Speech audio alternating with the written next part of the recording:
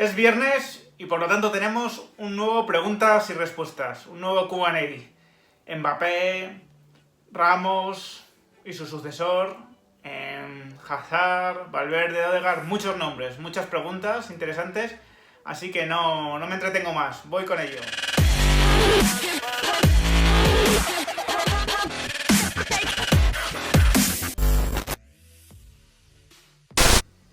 Muy buenas a todos. Bueno, como es viernes tenemos este Q&A. Bueno, antes de nada deciros que, claro, el próximo viernes no habrá Q&A porque cae a día 25, día de Navidad, y el siguiente cae a 1. Por lo tanto tampoco debería haber Q&A. Lo que vamos a hacer es que, bueno, según la evolución de posibles vídeos y de posibles asuntos, os comentaré porque a lo mejor cambiamos de fecha para que no estemos 2 semanas enteras sin Q&A y podáis mandarme vuestras preguntas. Como siempre os digo, si al final de este vídeo os gusta, dadle al like, que eso ayudará a que YouTube se lo enseñe a más gente cada vez. Dejad vuestros comentarios, suscribíos los que no lo estáis y vamos al lío. La primera pregunta que me hace Vice, que es doble pregunta, en realidad es de los 3 partidos que le quedan al Madrid, ¿cuál es el que veo más complicado? Y después la situación de Odriozola.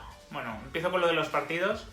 Al Madrid le queda Eibar fuera de casa, Granada en casa y fuera de casa de nuevo Elche. Este año hablar de partidos en teoría asequibles, bueno, pues ya sabemos que es un poco absurdo, que no se cumple. Pero si me tengo que mojar entre estos 3 partidos, creo que el más complicado paradójicamente es el que el Madrid va a jugar en casa contra el Granada, porque es un equipo que creo que se lo puede poner muy difícil. El Granada se cierra muy bien, le va a plantar otra vez esas 2 líneas de 4, incluso 4 y 5, y es un equipo muy competitivo, ¿no? Lo ha demostrado en la Europa League clasificándose, y bueno, pues creo que va a ser un partido de estos complicados que va a ser fundamental que el Madrid se adelante para poder ganarlo.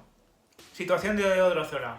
Yo tengo que confesaros algo antes de nada, y es porque me gusta ser honesto y porque creo que los que me veis tenéis que saber, ¿no?, qué sesgo puedo llegar a tener en determinados momentos. Yo con Odriozola particularmente tengo una buena relación, le conozco, le he entrevistado para la Galerna y bueno, y tengo una buena relación, por lo tanto me va a costar ser totalmente objetivo, como no me cuesta con el resto de jugadores, ¿no?, con los que no tengo esa relación. Así que partiendo de eso, evidentemente soy capaz de ver que Odriozola está en una situación complicada en el Madrid, todavía apenas ha jugado esta temporada, es verdad que ha tenido una lesión complicadísima que se le ha complicado todavía más y que bueno, que la ha tenido en el dique seco pues prácticamente 3 meses, ahora tiene que ir entrando un poco.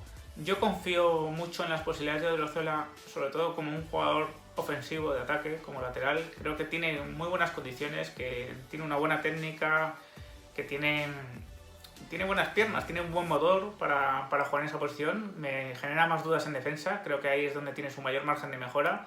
Creo que a Zidane es también lo que menos le gusta de Álvaro y por lo tanto por ahí pasa su margen de mejora. Yo espero que tenga oportunidades dentro de poco, no puede jugarlo todo Carvajal ni tampoco es el puesto natural de Lucas, entonces tendremos que ver cómo va introduciendo Zidane a Odriozola, pero bueno, esta es mi opinión sobre él. Uno que mira me pregunta ¿a quién veo en mejor situación? Si al Madrid o al Barça en estos momentos. En términos clasificatorios, pues es fácil decirlo, es un tema objetivo. El Madrid lleva 6 puntos al Barça, con un partido más, también es verdad, y en Champions se clasificó primero. El Barça segundo, por lo tanto, para los octavos de final tiene una mejor situación también el Madrid en cuanto a rival. A nivel de juego, pues veo al Madrid más regular, ¿no? Y es increíble decir esto, porque el Barça, quiero decir, porque el Madrid ha sido muy irregular esta temporada. Es verdad que ahora ha enganchado una racha de 4 partidos seguidos ganando, fundamental, y que, bueno, pues parece que va al alza, ¿no? Eso me hace pensar que está mejor que el Barça. El Barça es un equipo que es capaz de hacer 45 minutos contra la Real Sociedad muy buenos en la primera parte y 45 minutos pésimos en esa misma segunda parte, ¿no? Ese es el Barça, un equipo que se cae a pedazos en muchos momentos, que tiene lesiones importantes de larga duración, como son las de Piqué, que es su sostén en defensa, y Ansu Fati, que es bueno, su jugador con más mordiente ahora mismo en ataque, y por lo tanto veo mejor al Madrid, con mejores perspectivas de futuro esta temporada también. Y creo que mejor situación actual por esa racha que digo. Aunque bueno, hay que decirlo, no es una temporada muy complicada para los dos y tenemos que ver a ver cómo la resuelven. Sigfrido me pregunta cómo ir introduciendo en la alineación a Odegaard y a Valverde. Es una pregunta interesante.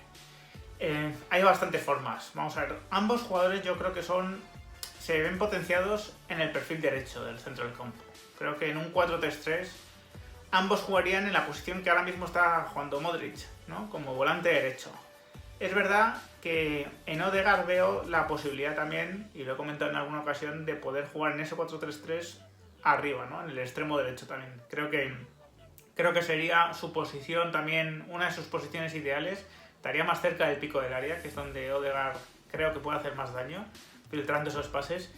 Y además, si coincidís en la alineación con Valverde, pues serían profundamente compatibles, porque Odegaard tendría a ir hacia el centro para filtrar esos pases, para buscar el disparo con su izquierda, y Fede, que es un jugador diferente de otros recorridos, ganaría la profundidad, porque Odegaard necesita irse hacia el centro para activar su pierna izquierda. Valverde necesita siempre ir en profundidad, ¿no? Ganar esa línea de fondo que gana muchas veces, porque no es un jugador, pues, digamos, del estilo de Odegaard, ¿no? O del estilo de Kroos o del estilo de Modric. Es un jugador que gana desde la profundidad, desde el recorrido. Por lo tanto, les veo muy compatibles así. Evidentemente, Modric pasa por el gran momento que pasa, pero no va a ser eterno, ¿no? Esta situación de Modric. De hecho, creo que ha jugado más de lo necesario, porque, bueno, hay que cuidar, ¿no? A Luquita. Así que espero que vaya descansando un poco más y que estos jugadores puedan ir entrando en la alineación. Si no es juntos, como propongo, desde luego uno de los dos irá entrando seguro y se irán alternando en ese volante derecho, que es yo creo que la posición ideal para ambos. También hay que decir que de momento Odegaard con Zidane ha jugado en otro esquema en la media punta. Ha jugado en un 4-3-1-2 a veces, pues en una media punta, o en un 4-2-3-1 también, ¿no? Detrás del delantero. Ahí de momento no ha rendido a su mejor nivel, aunque en los últimos partidos me estaba gustando más. Pero ya digo, hay múltiples opciones para darles cabida a los dos. Los buenos siempre tienen que jugar. Mi amigo Rosell deja una larga reflexión sobre Kroos. Ahí la podéis ver. Básicamente, el resumen es que ha necesitado creo que 26 disparos para meter su primer gol en la temporada. Que de alguna manera que es un jugador un poco mimado, ¿no? Como una niñita para el madridismo, al que nunca se le critica, pues porque es un tipo muy simpático en redes sociales y tal. Querido amigo, estamos de acuerdo en muchas cosas, en esto no estamos de acuerdo. Creo que Kroos goza del cariño del madridismo, sí, eso estoy de acuerdo contigo. ¿Y por qué? Básicamente porque lleva dando muchos años de un nivel altísimo. Es uno de esos jugadores que todavía tiene el Real Madrid, que son absolutamente top en su posición, ¿no? Es uno de los mejores jugadores del mundo en su posición. Por lo tanto, es lógico, ¿no? que goce de ese beneplácito por parte del madridismo, que le puede perdonar 1 o 2 partidos malos sin ningún problema. Pero también te recuerdo que hace 2 temporadas Kroos jugó mal, hizo una mala temporada, y no solo dentro del periodismo, también dentro del madridismo había una corriente que abogaba por no renovarle y por buscarle una salida. O sea, que esto es el Real Madrid y que aquí, quiero decir, niñas bonitas hay muy pocas, la verdad. Jugadores mimados poquísimos también. Es complicado en el Madrid sobrevivir a una mala temporada, y con Kroos se demostró. Lo que pasa es que yo creo que el club tuvo la mente fría en ese momento, supo que se trataba de un jugador de 28 años que todavía tenía mucho que dar y le renovó pensando en que esa mala temporada se debía básicamente al contexto general del equipo. Así que, sinceramente, mi opinión sobre Kroos es inmejorable. Creo que está jugando a un nivel increíble. Que es verdad que busca menos la portería que con Alemania, por ejemplo, pero es que Kroos en el Madrid tiene un rol diferente. Kroos está jugando prácticamente de lateral izquierdo, ¿no? En muchos partidos, sacando el balón desde la izquierda, buscando esos cambios de juego que tanto daño hacen a los rivales, y por lo tanto eso le va a alejar naturalmente del área. Pero creo que ver a Kroos como un chutador desde fuera del área, pues sería reducirlo mucho. Creo que Kroos es muchas otras cosas, y donde más le está dando al Madrid ahora es en esa gestión del juego, en esa gestión del ritmo de partido, que es donde para mí marca las diferencias el alemán. Así que no estamos de acuerdo en esto, en otras muchas cosas sí. Juan me pregunta sobre cómo vería una posible cesión o venta de Jovic. Al ser un jugador joven, pues cree él que podría, digamos, revalorizarse. El tema de Jovic es complicado de enfocar porque es que apenas lo hemos podido ver en el Madrid. Es un jugador que le ha pasado de todo desde que ha llegado. Es verdad que no ha gozado de mucha confianza de Zidane, pero también es que le ha pasado de todo. Se ha cogido el coronavirus, ha tenido lesiones de todo tipo, mala fortuna. Cuando parecía que entraba un poco en ritmo, pues vuelve a faltar. Cuando Benzema no está, él tampoco. O sea, le han pasado muchas cosas. Para mí es un jugador excesivamente frío para el Madrid. Y eso no casa muy bien, como digo, con el madridismo. Sobre todo en el rol que tiene, que es de delantero suplente. Un delantero suplente tiene que entrar al campo a tope en el Madrid. Es decir, el rol de un delantero suplente de Benzema debería ser, bueno, ser un goleador, lógicamente, pero sobre todo ser un jugador que entre activado al campo, que entre con nervio. Que 15 minutos para él sean como un partido, ¿no? En cuanto a intensidad. Y creo que ese rol lo cumplía muy bien Morata, por ejemplo. En la última temporada que estuvo en el Madrid, Morata metió muchísimos goles. En algunos partidos era titular, pero en otros salía en el minuto 70-75 y metía el gol de la victoria, ¿no? Creo que ese es el papel de un delantero suplente del Madrid. Creo que podría ser el papel de Jovic, pero no le veo ese nervio. Sí se lo veo a Mariano, por ejemplo. Creo que tiene muchas menos condiciones técnicas que Jovic. Pero sí le veo más ese carácter, ¿no? Esa personalidad para jugar esos minutos a tope. Venderlo, cederlo. El problema que tiene el Madrid es que una venta de Jovic sería muy a la baja. Y bueno, ya os he explicado, la situación del Madrid por culpa de la pandemia, pues económicamente es más precaria de lo que era anteriormente. Y si el Madrid vendiese a la baja a Jovic, se tendría que dar una pérdida. Una pérdida que influiría en el resultado del ejercicio, que empeoraría mucho las cuentas y que además limitaría su posibilidad a futuro, pues, de tener salarios más altos y de poder hacer, digamos, fichajes más caros. Por lo tanto, el Madrid tiene que medir muy bien eso, ¿no? No puedes comprar a Jovic por 60 y venderlo por 15 mañana, porque te vas a dar una pérdida que te puede complicar otras muchas cosas. Por eso mismo, seguramente sea más sensato o bien una cesión, si no termina de despuntar esta temporada, o bien tratar de incluirle en un traspaso a otro equipo, en el que venga otro jugador del Madrid y digamos que la ecuación pues de que la venta de Jovic no es tan barata como ahora mismo creo que sería, ¿no?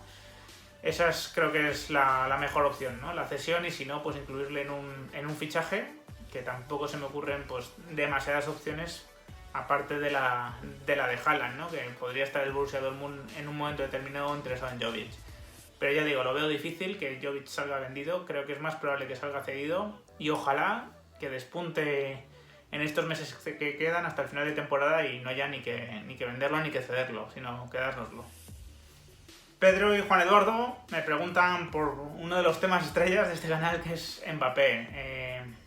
Por un lado, bueno, pues cuánto creo que podría ganar en el Madrid como salario, y por otro lado, si veo más probable que renueve por el PSG o que venga al Madrid. En cuanto a salario, bueno, esto es todo muy hipotético, obviamente. Yo creo que Mbappé, si llega al Madrid, algún día será el jugador mejor pagado de la plantilla, sin ninguna duda. Y creo que, bueno, pues su salario no estará lejos de los 20 millones de euros netos. Creo que no llegaría a ese salario, pero sí que creo que podría estar cerca. No, obviamente esto es hablar sin ningún tipo de información, es más un tema de intuición, de sensaciones, ¿no? Pero es lo que creo, ¿no? Que podría llegar a esos 18-19 millones de euros netos jugando en el Real Madrid. También hay que tener en cuenta que jugar en el Madrid te supone pues un extra en otros conceptos como jugador, a nivel de marketing, las marcas te quieren todavía más y por lo tanto no es el único rendimiento que tendría Mbappé en el Madrid a nivel económico. Tendría también, bueno, pues una serie de mejoras en otros contratos seguramente. ¿Qué veo más probable? ¿Que renueve o que llegue al Madrid? Difícil, ¿no? Estas sensaciones muchas veces van cambiando de semana en semana. Leonardo hace poco dijo que habían dado pasos en dirección a la renovación. Mbappé nunca se pronuncia públicamente. No renueva, sigue sin renovar. Hoy el AS saca una información sobre que el Bayern se retira de la puja por Mbappé, como si eso le acercase al Madrid. Yo creo que hay una cosa que sí que tengo clara, creo.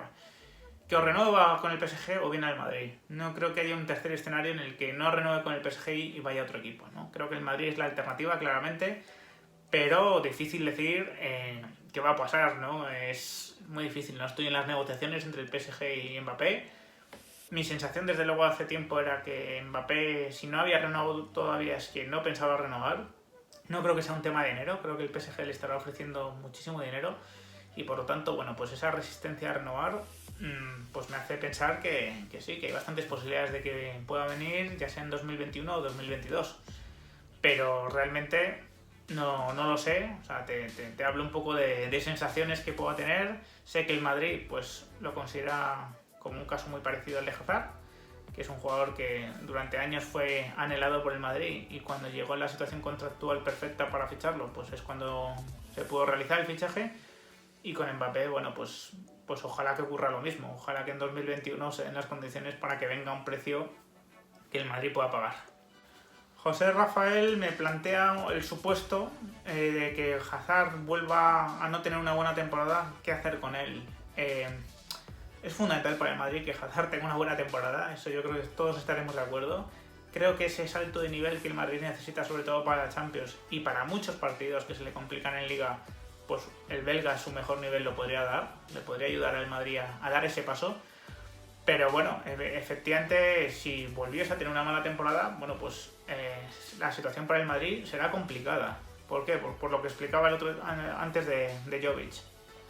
Hazard ha sido fichado, pues, no sé, entre variables y tal, que 120, 130 millones, lo desconozco.